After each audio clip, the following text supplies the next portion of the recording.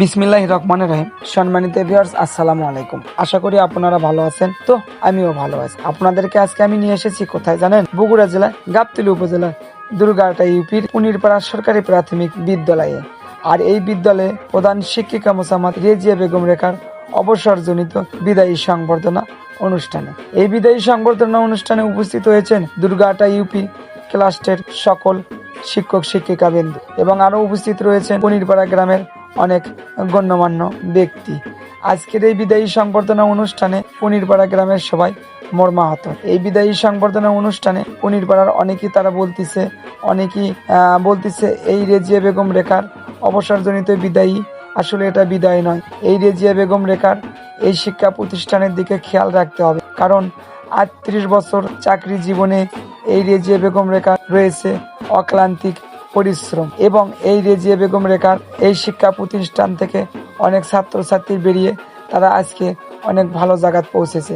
কেউ বা পুলিশ, কেউ বা ডাক্তার, কেউ বা ইঞ্জিনিয়ার, কেউ বা অনেক বড় বড় অফিসার। তো সবাই এই রেজিয়া বেগম রেখার জন্য দোয়া করবেন এবং এই রেজিয়া বেগম সবার কাছ থেকে দোয়া চেয়েছে এবং তিনি সবার জন্য দোয়া করেছে।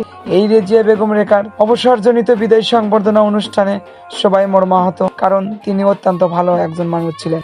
এই বিদায়ী সংবর্ধনা অনুষ্ঠান শেষে আমরা তাকে কেউ বা ফুলের তোড়া, কেউ বা বিভিন্নভাবে বরণ করে নেওয়া হয়েছে এবং পরিশেষে তাকে কিন্তু আমরা যেরকম দেখেছি গ্রামগঞ্জে বা শহরে বিয়ের যে একটা বাস সাজিয়ে গুজিয়ে নিয়ে নেওয়া হয়, তাকে কিন্তু সাজিয়ে গুজিয়ে গোটা পুনিরপাড়া গ্রামে তাকে কিন্তু ঘোরানো হয়েছে। আসলে এই বিদায়ীতে সবাই কিন্তু মর্মাহত, কারণ তিনি অত্যন্ত ভালো একজন ছিলেন। তাই যাই হোক, সবাই রেজিয়া বেগম রেখার জন্য দোয়া করবেন এবং তিনি যে শিক্ষা প্রতিষ্ঠানে অক্লান্তিক পরিশ্রম দিয়েছে, তিনি সবার কাছে বলেছে এই শিক্ষা প্রতিষ্ঠানটার দিকে সবাই নজর রাখবেন, যেন এই শিক্ষা প্রতিষ্ঠান আগামীতে আরো উন্নয়নের ধাপে এগিয়ে যায় এবং এই শিক্ষা প্রতিষ্ঠান থেকে প্রতি বছরে বছরে হাজার মেধা নিয়ে কোমলমতি বাচ্চা বেরিয়ে যায়। তো যাই হোক, ধন্যবাদ সবাইকে।